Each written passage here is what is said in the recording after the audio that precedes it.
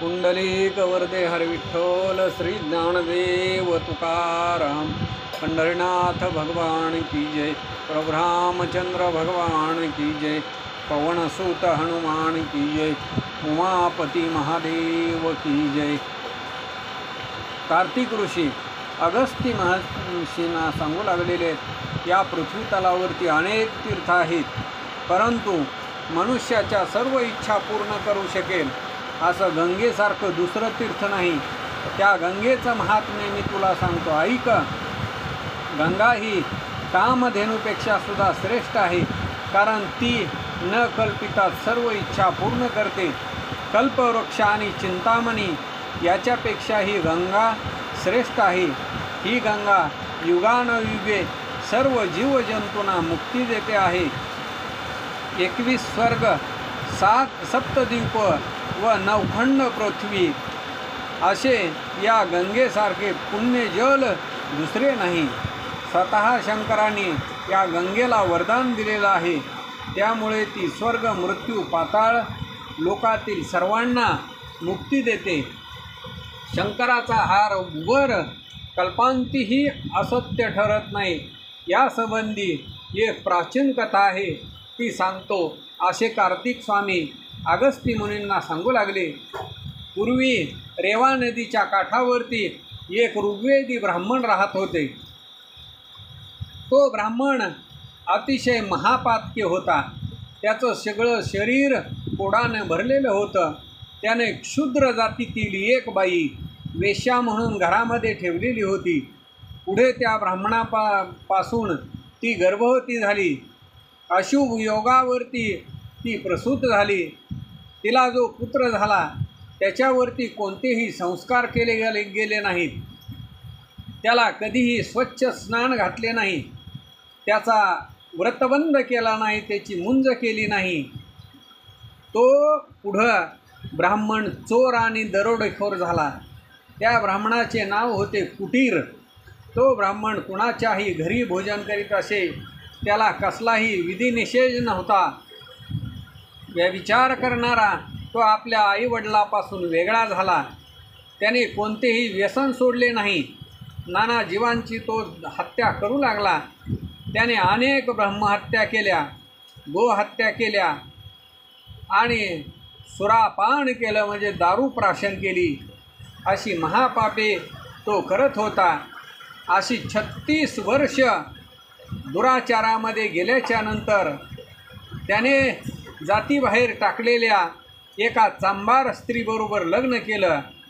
नंतर तो त्या स्त्रीला घेऊन दुसऱ्या देशामध्ये राहण्यासाठी गेला।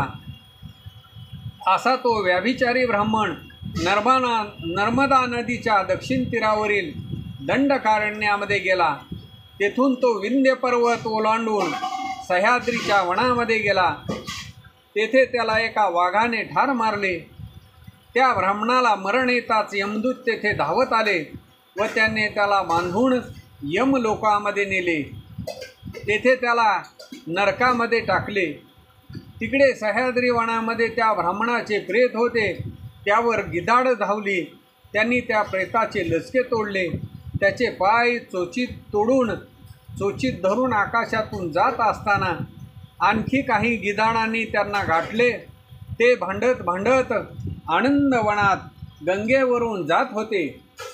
त्याचवेळी गिधाडांच्या तोंडातून तो पाय निसटला व तो गंगा नदीमध्ये पडला। त्यामुळे गिधाडे निघून गेली।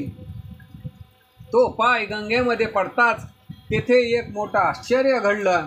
कैलास पर्वतावरती दिव्य अशा घंटा वाजू लागल्या। भेरी मृदंग यांच्या आवाजाने आकाश दणाणलं। आकाशातून 100 विमाने खाली उतरली।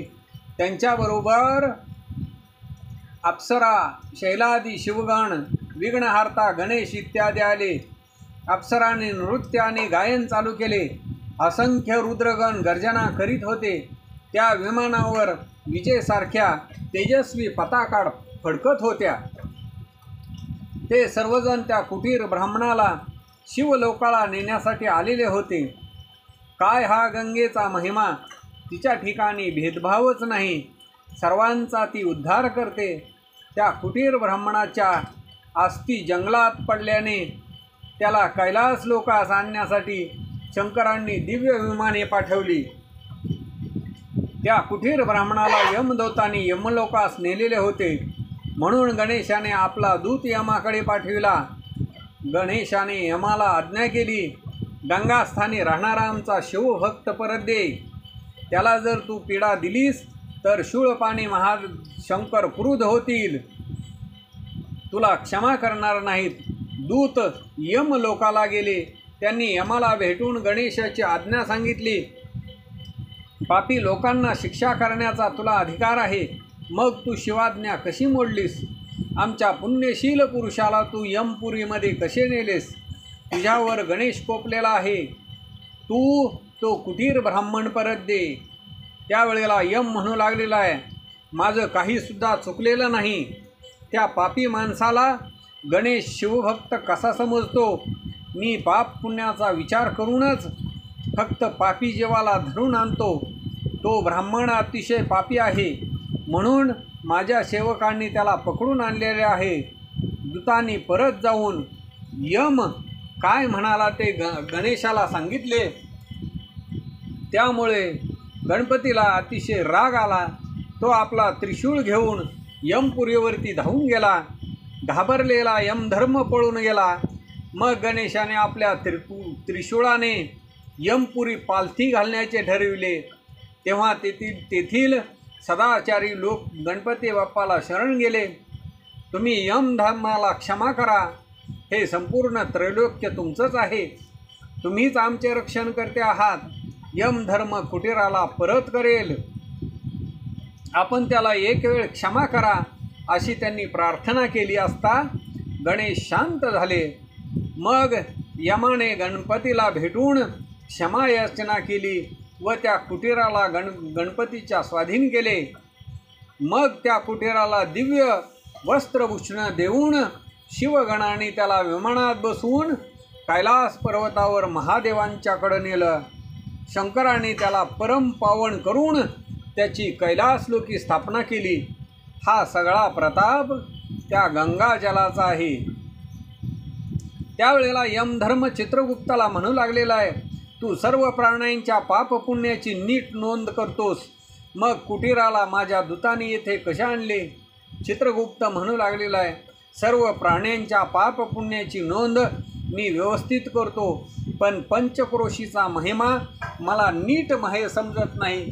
त्यामुळे मी असा गोंधळ होतो.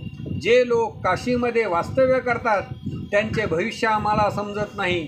महादोषी ब्रह्मपातकी कुटीराच्या अस्थी गंगा नदीमध्ये पडल्या, त्याच्यामुळे त्याला कैलासपदाची प्राप्ती झाली. असा हा गंगेचा महिमा आहे. सगराच्या जळून गेलेल्या 60,000 पुत्रांच्या उद्धारासाठी ही गंगा अवतीर्ण झाली. गंगा जलाचा स्पर्श झाला असता मनुष्याच्या कर्म काळिमा जो आहे तो नष्ट होतो आणि त्याचं सोनं होतं. ही विश्वमाता स्वर्गंगा लोकांच्या उद्धारासाठी पृथ्वीवरती अवतीर्ण झाली आहे. या गंगेचं महात्म्य शब्दांच्या पलीकडचं आहे. गंगाजलाचे एक आचमन केले असता कल्पतरूची उद्याने प्राप्त होतात. हे उदकपान नसून अमृतपान आहे. गंगाजलाचं एक आचमन हजारो तीर्थांच्या स्नानापेक्षा 1000 पट श्रेष्ठ आहे. या गंगेच्या तीरावरील माती जरी कपाळाला लावली तरी त्याला यमधर्म नमस्कार करतो. गंगेच्या पात्रातील मुठभर वाळू डोक्यावर वाहिली तर तो चंद्रमौळी साक्षात शिवाचा अवतार होतो. या कलियुगात या गंगेशिवाय सायुज्य मुक्ती मिळणार नाही असे शंकरांनी पार्वतीला सांगितलेले आहे. म्हणून काशीमध्ये वास्तव्य करावं, काशीमध्ये राहावं, गंगेत स्नान करून शिवपूजा करावी, महादेवांची पूजा करावी, म्हणजे सायुज्य मुक्ती मिळते. मग त्यासाठी आणखी जप तप यज्ञ हवन काहीही करण्याची आवश्यकता नाही. या कलियुगामध्ये मनुष्याला फार थोडे आयुष्य आहे, म्हणून सर्व आशा पाश तोडून काशीमध्ये वास्तव्य करावं. गंगा शिवाची शक्ती आहे. हिची ख्याती त्रैलोक्यालाही अगम्य आणि आघाद आहे. पुंडलिक वरदे हरिविठ्ठल श्री ज्ञानदेव तुकाराम. पंढरनाथ भगवान की जय. प्रभु रामचंद्र भगवान की जय. पवनसुत हनुमान की जय. उमापति महादेव की जय. अवधूत चिंतन श्री गुरुदेव दत्त.